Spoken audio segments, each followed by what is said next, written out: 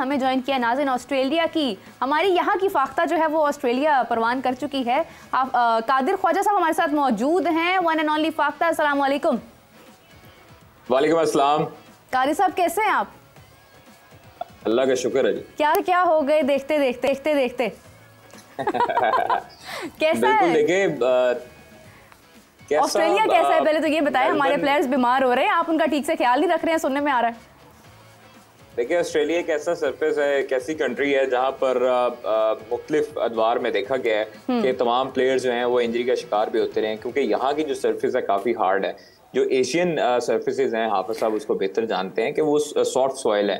तो यहाँ पर हमेशा से ही फास्ट बॉलर्स के लिए घेरा तंग हुआ है, और चूंकि हारिस रऊफ जो हैं वो टेस्ट सीरीज का जो हिस्सा नहीं है, लेकिन यहाँ पर बिग बैश खेल रहे हैं, जमान खान बिग बैश खेल रहे हैं, उनसे जो हमारी बात होती रही है। देखिए वो तो टाइम आउट हो रहा था, इस वजह से उनको मैक्सवेल अंदर गए थे। हम लोग भी उस मैच को विटनेस कर रहे थे। आज मेलबरी में मैच हुआ था, आज मेलबर्न स्टार्स का और सिडनी का, उस वजह से वो आगे थे टाइम आउट की वजह से। अलबत्ता ऐसी कोई बात नहीं थी कि वो पैड के बगैर क्यों आए थे। या के बाद दीगरे जो विकेट गिरी हैं उस वजह से हारिस रऊफ को ये एक्सपेक्टेशन नहीं थी अपने बैटर्स की तरफ से कि वो अचानक इसी तरह जिस तरह पाकिस्तान की विकेटें अचानक गिरती हैं उसी तरह उनकी भी विकेटें गिरनी स्टार्ट हो जाएंगी मेलबर्न स्टार्स की। तो इस वजह से वो फिर बगैर पैड के अंदर भाग कर आए थे ग्राउंड में, और बड़ा अच्छा मैच देखने को मिला है हमें बिग बैश का। ये बड़ा अच्छा मैच था। जमान खान भी बहुत ट्रेंड कर रहे हैं। देखिए जमान खान के बारे में हमारी कई लोगों की राय यहाँ पर ये होती है सोशल मीडिया पे, जो अपने आप को खुद साख्ता जो है वो तजियाकार बना लेते हैं। वो ये कह रहे थे कि अक्सर लोग ये बातें कर रहे थे कि जमान खान की परफॉर्मेंसेस क्या हैं बिग बैश में। तो आज हमने मेलबर्न स्टार्स के बड़े बड़े नामों के खिलाफ जमान खान की परफॉर्मेंस देखी है।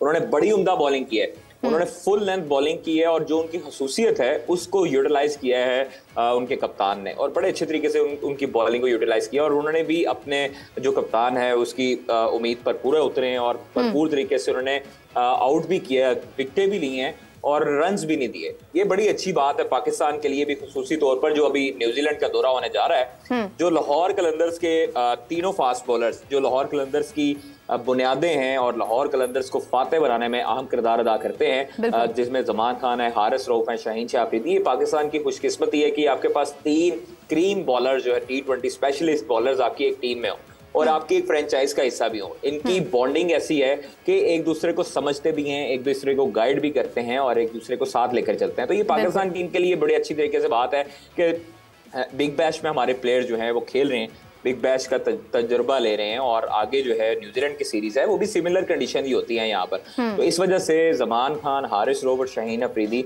आपको मुनफरद अंदाज में न्यूजीलैंड के खिलाफ जो 5 T20 मैचेस की सीरीज है उसमें नजर आएंगे। तो बाकी जो बात है, आज जो अभी ऐलानात हुए हैं, चीफ सेलेक्टर वहाब रियाज ने मुतबादल का ऐलान कर दिया है। मोहम्मद नवाज, जिन पर खासी तनकीद होती रही है वर्ल्ड कप के दौरान भी और एशिया कप के दौरान भी, आप ये देखें कि जो लोग कहते रहे हैं कि बाबर आजम दोस्ती यारियां निभाता रहा है, अब वो दोस्ती यारियां चीफ सेलेक्टर नहीं निभा रहे, या उनके पास ऑप्शन नहीं है। उन्होंने ये पाकिस्तान क्रिकेट बोर्ड ने जो प्रेस रिलीज का ऐलान किया है, जिसमें प्रेस रिलीज में वाज़ेह तौर पर लिखा है कि ये चीज़ें जो वहाब रियाज बोल रहे हैं उस प्रेस रिलीज में, वो ये थी कि जो नुमान अली की जो रिप्लेसमेंट है वो मोहम्मद नवाज हैं, और मोहम्मद नवाज इसलिए रिप्लेसमेंट हैं कि लॉजिस्टिक मसाइल भी हैं और वीज़ा इश्यूज भी हैं बकिया खिलाड़ियों के।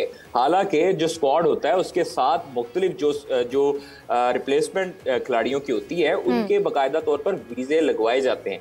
आपको याद होगा पहले जब इब्रार जो इंजर्ड हुए उनके मुतबादल को भेजा गया, फिर उसके बाद जो आप ये देखिए कि अब जो मोहम्मद नवाज को भेजा जा रहा है। मोहम्मद नवाज के बारे में मैंने पिछली बात भी की है कि बाबर आजम को ये टॉन्ट किया जाता था कि ये दोस्ती यारियां निभाते हैं। हाँ। उस प्रेस रिलीज में बाकायदा तौर पर ये लिखा है कि मोहम्मद नवाज ही बेहतर ऑप्शन थे, उसके बाद हमारे पास कोई बेहतर ऑप्शन नहीं थी उनके अलावा। तो इट मीन्स कि बाबर आजम ने जो प्लेयर्स अपने शामिल किए हैं वही टीम आपको नजर आ रही है। कोई ज्यादातर तब्दीलियां इसीलिए नहीं की गई क्योंकि पाकिस्तान के पास इस वक्त मुतबादल के तौर पर कोई फास्ट बॉलर और कोई स्पिनर मौजूद नहीं है।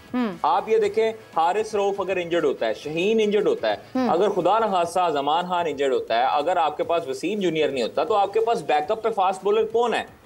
आपके पास बैकअप पे फास्ट बॉलर इस वक्त कोई भी नहीं है। आप ये देखेंगे कि डोमेस्टिक में शाहनवाज धानी ने कितने आउट किए, आप ये देखेंगे कि मोहम्मद अली जो डेजी हैं उन्होंने कितने आउट किए। आपने ये क्यों नहीं देखा कि आप एहसानुल्लाह की इंजरी को आप भरपूर तरीके से उसका बैकअप तैयार करते, उसको बैकअप करते, उसको आप सपोर्ट करते। अगर आपने नसीम शाह को इलाज करवाने के लिए इंग्लैंड भेजा था तो आप एहसानुल्लाह जिनकी स्पीड 150 प्लस है, हारिस रऊफ के उनके जोड़ की बॉलिंग है, उनको भी तैयार किया जा सकता था। आपने ज़िशान ज़मीर जो इस्लामाबाद यूनाइटेड की तरफ से एक फास्ट बॉलर खेलता था, हाफिज आपको पता होगा उसने कितनी उम्दा बॉलिंग की।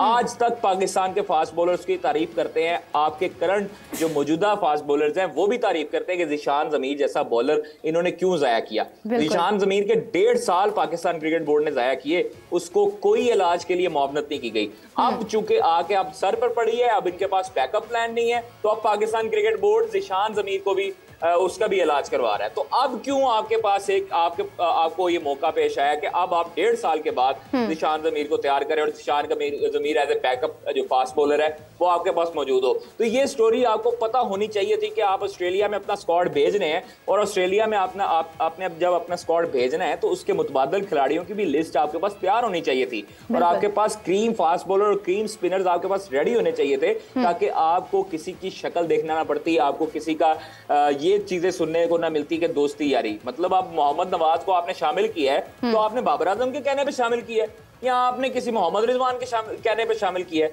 मोहम्मद नवाज के अलावा रिप्लेसमेंट नहीं थी तो बाबर आजम किसी को नहीं रखता था। मोहम्मद नवाज बाकियों शादाब खान का भी आपने प्रेस कॉन्फ्रेंस में वहाब रियाज ने कहा कि शादाब खान जो है वो हमारे लिए बेस्ट ऑप्शन है T20 की। शादाब खान पर लोग तनकीद करते रहे, आपने लोगों की तनकीद पर आकर शादाब खान की इंजरी 6 जनवरी तक सही हो सकती थी, आपने उसे क्यों न्यूजीलैंड के टूर में शामिल नहीं किया?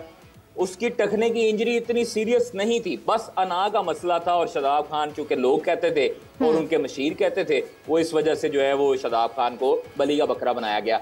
ये सारी सूरत हाल है पाकिस्तान टीम की और पाकिस्तान क्रिकेट बोर्ड की। अल्लाह ताला रहम करे पाकिस्तान टीम पर भी और पाकिस्तान क्रिकेट बोर्ड पर।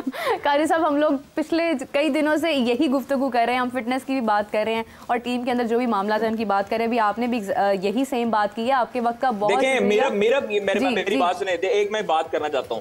अगर आप फिटनेस की बात करते हैं ना हारिस रऊफ की, कि हारिस रऊफ का पेट निकला हुआ है, अगर आप फिटनेस की बात करते हैं ना बाबर आजम की, बाबर आजम का पेट निकला है, इमामुल हक का पेट निकला है, तो फिर आपको ये चीजें भी मद्देनजर रखनी चाहिए थी कि फिटनेस पर सवाल आजम खान के मुतालिक भी होंगे।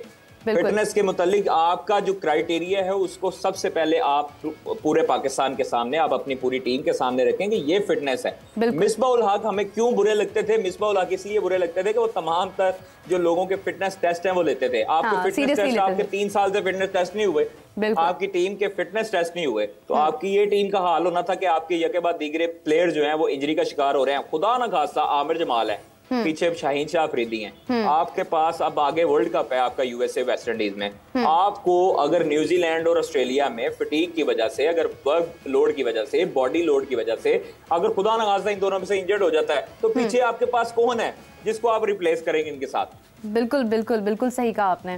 काजी साहब, आपकी बात मुकम्मल हो गई है? जी हो गई है। चलें जी, बहुत शुक्रिया। आप हमें दोबारा ज्वाइन कीजिएगा और हमें अपडेट्स देते रहें, हमें का ख्याल भी रखें। आप वहाँ मौजूद हैं, हमें इजाज़त दीजिए। काजी साहब, आपका बहुत शुक्रिया। हाफिज़ साहब, जैसा इन्होंने अभी कहा कि आपको फिटनेस को ना सिर्फ बाबर, ना सिर्फ कोई और प्लेयर, बल्कि आपको आजम खान की फिटनेस, हम भी यही बात काफ़ी दिनों से कर रहे हैं। लेकिन क्या ऑस्ट्रेलिया की पिच ही इसकी जिम्मेदार? बात यह है कि आप कान को जिधर से मर्जी पकड़ लें। हाँ, बात वही है, कान ही पकड़ा जाना है। आप इधर से पकड़ लें या आप इधर से घुमा के इधर से पकड़ लें। अगर सारी खराबियाँ बाबर आजम में हैं, ये सारी खराबियाँ वहाब रियाज में हैं, ये सारी खराबियाँ किसी बाहर बैठे शख्स में हैं, तो 4 साल तक कप्तान बाबर आजम ही रहे थे पाकिस्तान के। अगर फिजिकल फिटनेस के टेस्ट नहीं हुए तो आप तो जिम्मेदार नहीं है ना उसकी। जो कप्तान था वो सबसे पहला जिम्मेदार है। उसने अपनी टीम के बारे में नहीं करना था कि इनकी फिजिकल फिटनेस को मैंने कैसे बेहतर बनाना है। बिल्कुल ठीक है। उसने मुतबादल खिलाड़ियों के बारे में लोगों को तैयार नहीं करना था। अभी भी उठा के देखिए, आपको जो फर्स्ट क्लास क्रिकेट में स्पिनर्स हैं वहाँ पे आपको नज़र आएंगे प्लेयर्स, ठीक है, कि ये परफॉर्म कर रहे हैं, विकेटें ले रहे हैं, तो उनको मौका किसने देना था? मतलब मैंने तो नहीं देना था ना, बिल्कुल किसी ने देना था ना, जो वहाँ पे बैठा हुआ था, जो कप्तान था 4 साल से पाकिस्तान का। अब वो ख़त्म हो गए हैं, मैं उस पर बात करना नहीं चाहता। असल में बाबर की कप्तानी जो है, उनका वक्त बैसकित कप्तान ख़त्म हो गया है। उन्होंने क्या किया है या नहीं किया है इसका फैसला तो तारीख करेगी और वक्त करेगा कि उन्होंने ठीक किया या नहीं किया। लेकिन बहरहाल जो इस वक्त की चीज़ें हैं, जब आप सिलेक्शन कमेटी की बात करते हैं, जब आप पाकिस्तान क्रिकेट टीम की खिलाड़ियों के इंतखाब के हवाले से, फ़िज़िकल फ़िटनेस के हवाले से, कारकर्दगी के हवाले से बात करते हैं, बातें करने को तो आसान है। अगर वो पसंद नापसंद करते थे तो ये भी पसंद नापसंद करते हैं, तो इसका मतलब क्या है, उनको ठीक कहना शुरू कर दें जो पहले करते थे।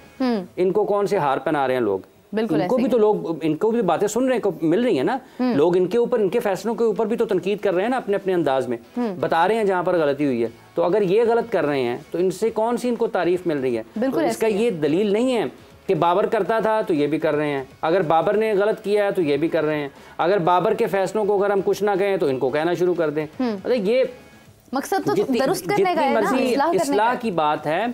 फैसले के ऊपर आप तनकीद करते हैं कि फैसले को आप अपने अंदाज में, अपनी मालूमात के अंदाज में, अपने समझ बूझ के हिसाब से आप कहाँ पर देखते हैं, उसकी पाकिस्तान की क्रिकेट पर उसके क्या असरात मरतब हो सकते हैं, पाकिस्तान की क्रिकेट को उसका कितना नुकसान पहुंच सकता है, कितना फ़ायदा हो सकता है। तो ये चीज़ें अपनी जगह पर हैं। अगर वहाब रियाज या मोहम्मद हफीज़ के हवाले से यहीं पर जब से वो आए हैं तो कितना उनको कहा गया जिन्होंने को बहुत अच्छा किया। बिल्कुल ऐसे ही